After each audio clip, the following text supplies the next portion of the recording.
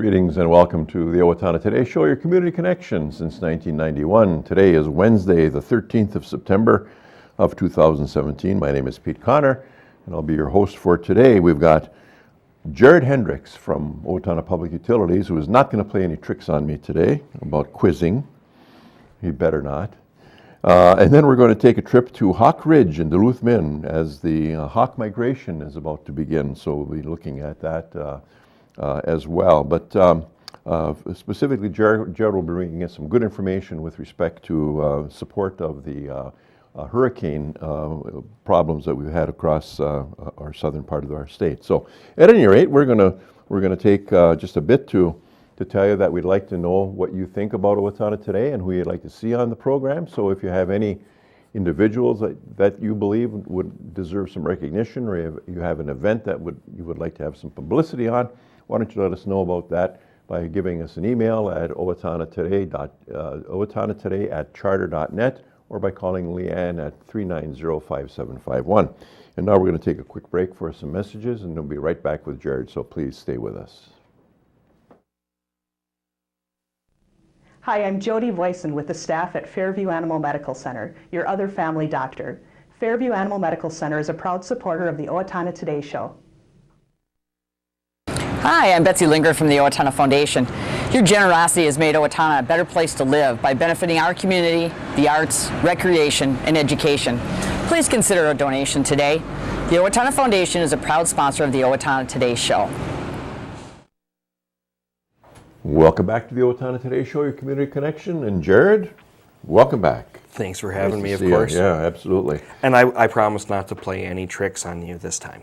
No more quizzes. No more this quizzes, month, but this month. I'll have to say that I was pretty happy with my results on that quiz, because I mean, you were thinking that maybe, I'd seen the numbers and whatever, but no, we did stump you once or twice, if I remember. Yeah, but right, yes, you did very good, very good. Well, a couple of things. We've got Public Power Week coming up that Absolutely. you want to talk about, and then I think of interest to our viewers would be the support that OPU, along with others from Minnesota, are lending to the people in Florida for getting them their power infrastructure, electrical infrastructure back up. Absolutely, Yeah. Absolutely. So let's start with Public Power Week. Good. So Good. we have coming up on October 5th. Hopefully you can see this here. But on October 5th from 8 a.m. to 6 p.m., we will be having our Public Power Week celebration. So it's actually Public Power Week and Public Natural Gas Week, both in one. But on that day, we will have some refreshments. It went over very well last year to have the photo prop of a utility lineman. So we have both the children's size and the adult size available. So stop down and definitely get your picture as a lineman. Have some refreshments. We will be doing a couple of tours this year. That was something that we were asked about a lot last year. So tours will be at 9 a.m., noon, 2 p.m., and 5 p.m. And you'll find this same brochure in your utility bill this month, actually, with your bill itself. So hopefully we'll get a great turnout again this year. I know it went very well last year as well. And get to learn a little bit about public power. We'll have a couple things for the kids to take home and play with as well, and share some of our information with everybody. No, you've been in the building, the new building, for maybe 3 years yet? A couple years? Yeah, 3. I think it was 2014. Okay. Yeah. How is it going? Well, very well. Was there any issues that popped up that you needed to be reconciled? With any new building, there's always going to be a few things. You get in, you start using the space, you find a few things that need to be tweaked. That's just pretty normal. Sure. Nothing really big, though. Yeah. I mean, things were tested with the flood mitigation efforts that we had installed more than once now. And that went very well. Right. We did learn a few things from that, but let's see, it'd be 2016 in September. We had quite a bit of water down there, and that went very well, and without really much of an issue. Basement was able to get cleaned out afterwards, and we never had to move our operations. In 2010 when we flooded, we weren't in the building at all anymore. We had operations down at the city fire hall. We had operations down at the public library for customers to come in and make payments. Yeah. So it was nice to be able to, even during that flooding situation, stay in our office, stay open in that same location for our customers. Yeah, that's great. That's great. And, you know, saved a historical structure, at least Absolutely, locally. absolutely. Well, and it's a huge icon. You know, I've seen people when they give directions through Owatonna, they talk about going by the power plant, and their meeting might have nothing to do with us. Sure. So it's very a big icon in Owatonna here. Yeah. So. Well, let's talk a little bit about the support of getting Florida back up and powered, if you will. Right. We've got some people going down, and, Yes. along with others. Well, we have people down there, absolutely. So I believe it was about 19 utilities from Minnesota were called for mutual aid to come down and help restore power in Florida. Because we had already had one large hurricane down there, a lot of the current crews were already inundated or busy with restoration efforts in Texas. So they started looking at mutual aid in the further north states right away. So we had a crew go down with a convoy of other municipal utilities from Minnesota this past weekend. They did their staging in I believe it was Georgia, and then are going in to work on restoring power in Florida, as it's safe to do so in different areas. So How many employees then? we have two going from Owatonna, and they drove down in a boom truck along with most of the other utilities sending a boom truck or a boom truck and pickup. You've got some of the local ones that I know of course, Owatonna, Rochester also sent a crew, Austin, Minnesota sent a crew. I don't know all of the others yet, but hopefully we'll get some great recognition for all of those individuals and those crews that went down. It's wonderful to be able to help out. A lot of our linemen really enjoy being able to go and help out. And that's why we call it mutual aid, because when we need it, we ask for it as well. If you remember a couple of years ago, we had that May blizzard, and it wasn't mutual aid from across the country, but it was mutual aid from across the state. I'd rather think that people from Florida would say, "Whoa, the blizzard, huh? Whoa, I don't know." That would be definitely a different situation for linemen from Florida to be working in a couple feet of snow.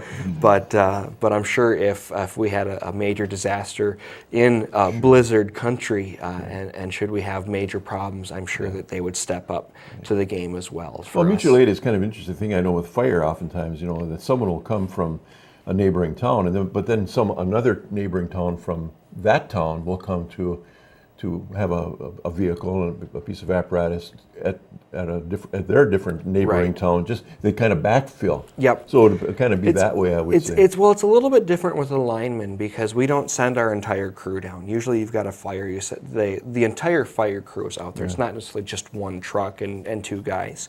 So we do have, I think it's 3 full lineman crews, and so we sent one of those down, and so we still have 2 in the area. Sure. And so that means that we won't have problems. We had a little bit of storm damage here the other night, and we got that restored right away. We'd still be able to do that here. And just like any situation, if it was bad enough, we would call for a little bit of mutual aid from the local area as well. But it really doesn't change how we operate here. We're still going to have good, safe, reliable electric here, and we still have some of our crews here on site as well. Do we have a relationship with? I want to say NSP, but it's not NSP anymore. But and also the rural people, so that if we have needs for support, can we count on those folks? Well, we first start with Minnesota Municipal Utility Association, or MMUA. They're an organization that represents most of the municipal utilities in Minnesota, Owatonna included, and that's really who organized this mutual aid effort to go down to Florida as well, was MMUA. We first start with them. We have some great contracts in place with MMUA, and there's a lot of municipal electric utilities in this area to be able to come and help. And should we not be able to get the help we need through that, then we would work with some of the cooperative electric utilities. Interestingly enough, on the natural gas side, we do work directly with Xcel Energy for different things. They have some equipment that we can't afford to own ourselves, and so there have been a couple of times that we have actually hired them to come into town and help us with some of the maintenance that we have to do. That's not annual maintenance, it's just things that have to be done periodically, and it's wonderful to have the ability to work with them. They do have a larger financial support for more expensive equipment than we do. Let's go back to the guys that are down in Florida right now.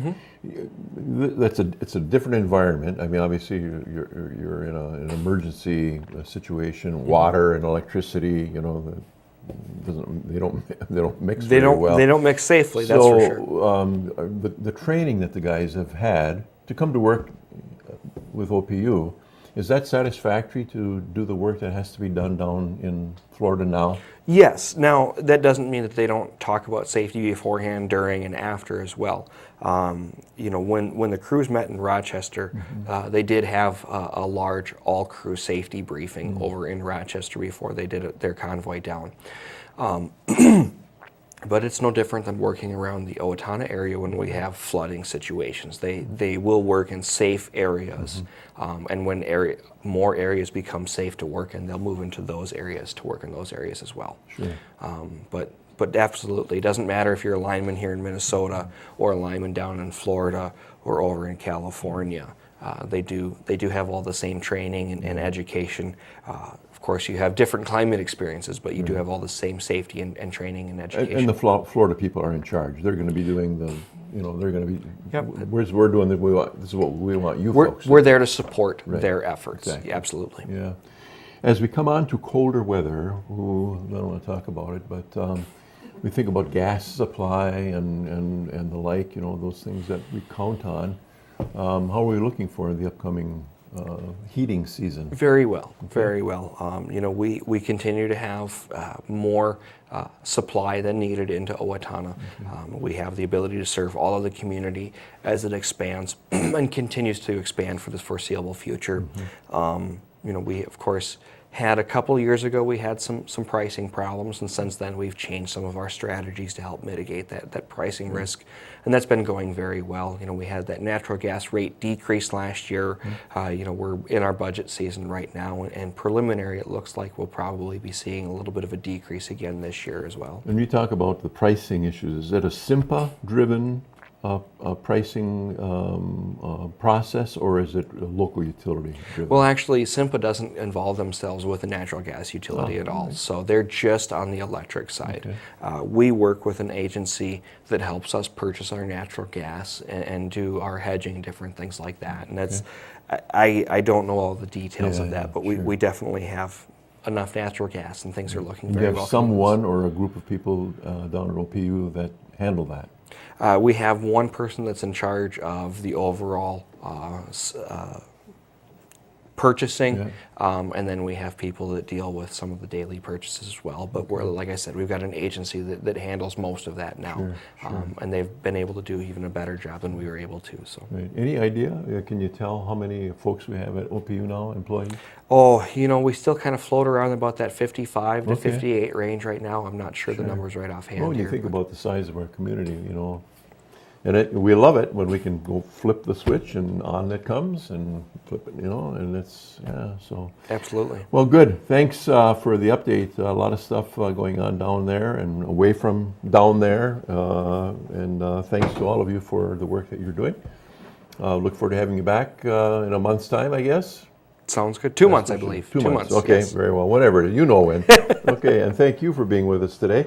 We're going to take a break for some messages from our sponsor, and then we'll be right back. So please stay tuned. Welcome to Bremer Bank. I am Jason Iberg. And I'm Shannon Pedersen. Bremer is a full financial services bank. We invite you to stop by Bremer Bank and experience the Bremer difference. You are always welcome at Bremer. Owatonna Public Utilities, real people, real reliable, real progress. Making life a little easier day after day, taking pride in our community, listening to what you say, a voice you can talk to. We're growing with you in mind in everything we do. Owatonna Public Utilities. Since 1988, the Owatonna Area Business Development Center has been the part of the success of many area businesses. The center leases office space and manufacturing space and offers on-site business consulting. The Owatonna Area Business Development Center is in business to help your business be a success.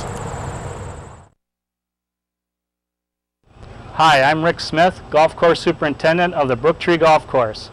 Brooktree is an 18-hole championship golf course featuring well-manicured greens, tees, and fairways. We are open to the public. I challenge you to find a better maintained golf course for the money we charge here at Brooktree. Come on out and play Brooktree, a great golf course.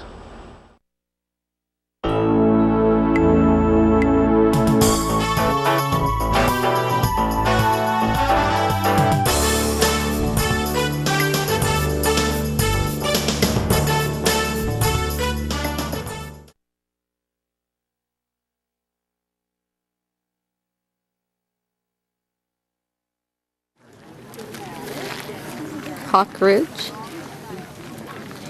September 2015. A lot of hawk watchers today.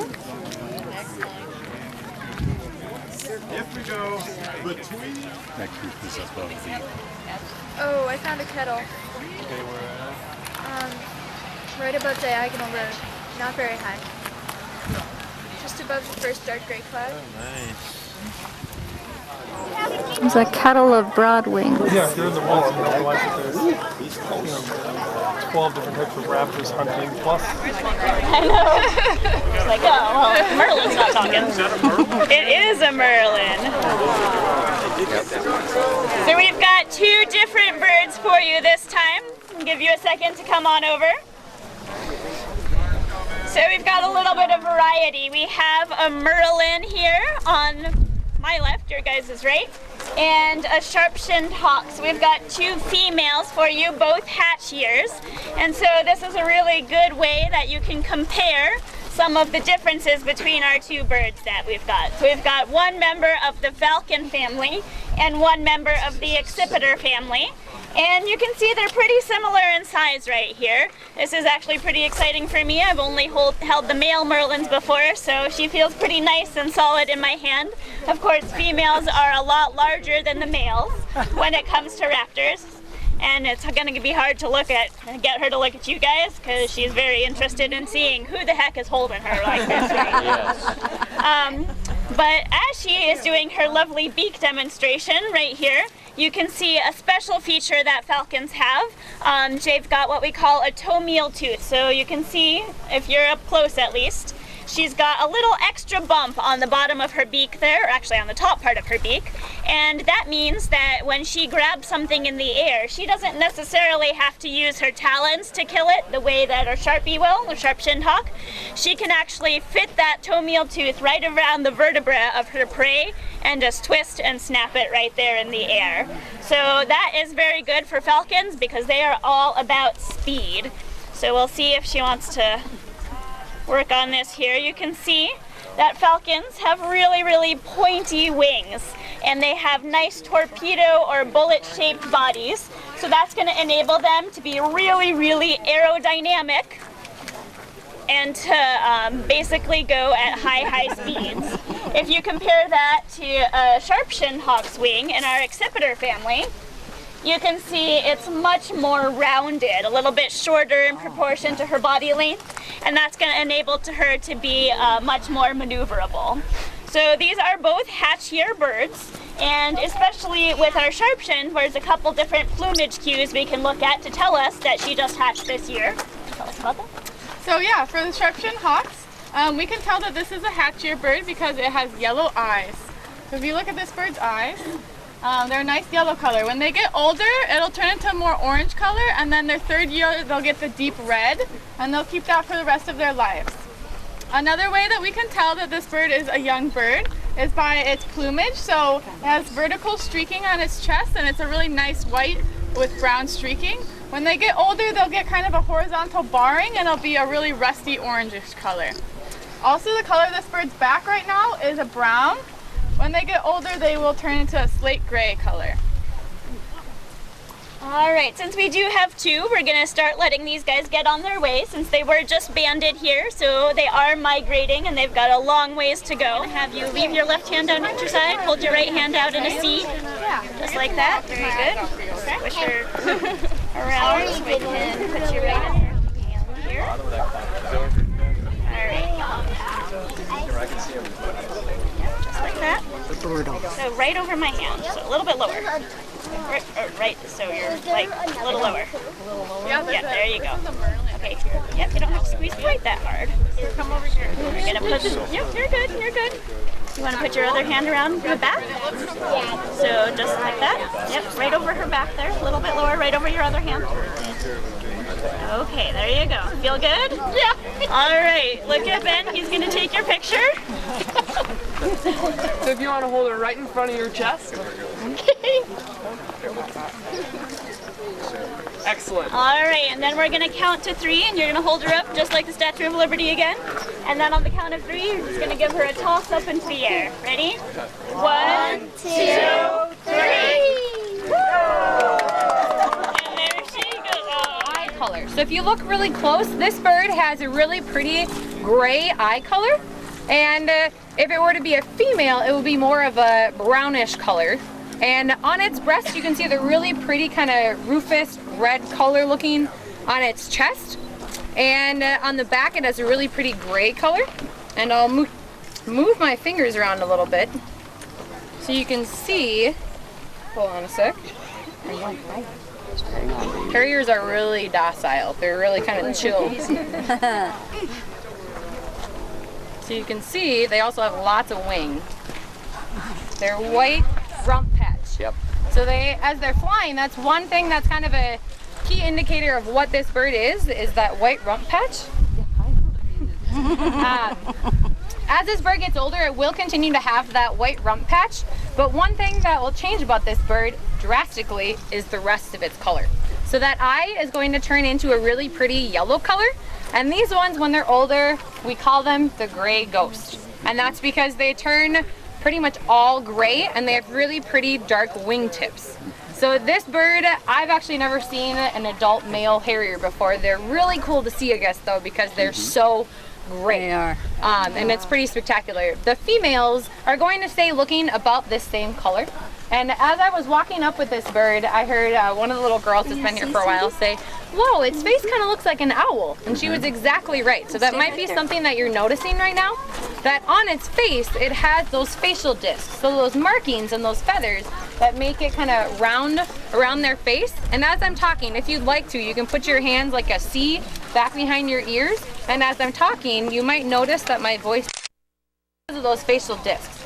So with this bird, it can, unlike how a lot of raptors hunt, usually hawks and falcons, things like that, are hunting with their eyesight. These ones, because of that facial disc, they can funnel that sound almost like a big satellite on their head, funnel that sound straight into their ears. So they really like to hunt with their ears. And the thing that they're hunting for is pretty much anything that they can catch. So rodents or anything that's running around on top of the snow. These guys don't really like to fly super far. They don't migrate super far. It's just wherever they can find their food during the winter. And what else was I going to tell you? So this bird is a wild bird. It came down to our banding station, which is down the woods, or down the road, down in the woods. And you can see right here below my hand, that little band on there. That's an aluminum band that we put on the bird. And the nice thing about birds is when they fly out of the nest, that's as large as that bird will ever be. So as far as putting that band on them, it's not going to ever get tighter or anything like that. And with banding, the thing that's really nice about banding is we can gain research from the birds that if they were to be recaptured somewhere else, wherever they're migrating, we can tell where they're migrating to. We can also maybe tell how old the bird is or how healthy the bird is now versus the first time that it was banded and captured. But like I said, this is a wild bird, so I'll take questions after we release this bird, but I would like to get this bird on its way. And with harriers, one thing I want to show you first though, is they aren't like sharpshins. They can't just all of a sudden fly right off of the hand and go on their way. They need a little bit more of a boost, and they have these really beautiful long, Long, pointy wings. So they have really long, pointy wings, and they have that longer tail. And as they're flying away, you're going to notice their flight pattern, and I'll talk about that more once the bird is flying away, but watch for how it's flying away. If you don't see a white rump on a harrier, the other dead giveaway is its flight pattern as it's flying. So right-handed. So I'm going to put the bird in your right hand, and you're actually going to hold the bird around kind of like this, and then when you release, it's going to be up like this. So I'm going to have you take a couple steps back. And you're in the front, can you just scrunch on your feet? So how you're going to release the bird is you'll have it like this, and it'll be kind of 1, 2, and then with these birds, we really got to give them a nice big toss up. So pretend like it's a big old basketball, you're just tossing up in the air. And he's a little fidgety, so don't worry about that. Just keep your hands nice and tight on him. And other than that, you should be good. So I'm going to put my hand over the top of the bird like that.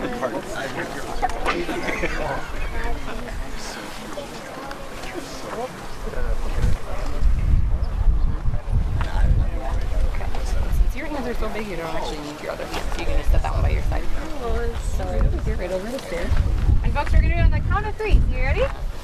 1, 2, 3. There it goes.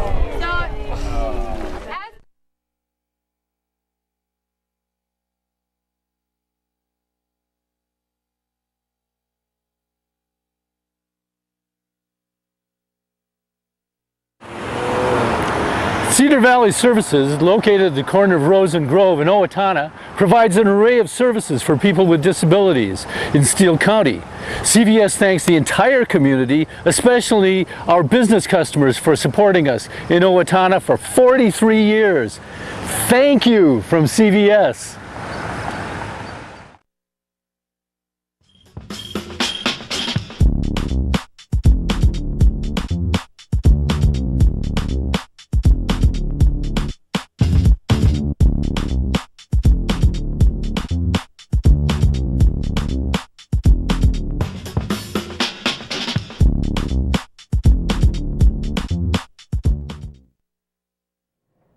Welcome back to the Owatonna Today Show, your community connection. It's time for a few community announcements right now. The first being join the fight for Alzheimer's, the end of Alzheimer's, which is a walk which will be held at Mineral Springs Park on September 17th, which is Sunday. 9 a.m. is registration, 10 a.m. is the opening ceremony. The honorary family, the honored person is Jeanette Underwood. And so it's a great cause, and you might want to consider taking some of your Sunday on the 17th to be on hand.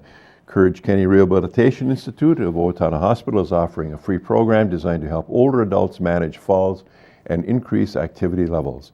A Matter of Balance, managing concerns about falls, includes 8 two-hour sessions for a small group led by a trained facilitator. This class is especially helpful for those concerned about falls, who are interested in improving their balance, flexibility, and strength, who've fallen in the past or who have restricted activities because of falling concerns. Classes are held Monday and Thursday each week for 4 weeks, beginning September 18th from 10 a.m. to noon at Owatonna Hospital. For more information or to register, contact Greg Lenz at 507-977-2177 or gregory.lenz@alina.com. That'll take care of it for today. Please come back on Friday when we will have Sue Schrader and Mike Jensen, who will report on Culture Fest for 2017. And then we'll have Mark Blando, Owatonna's new Director of Library Services, with us. We look forward to having you back then. Be well. Thanks for being here today.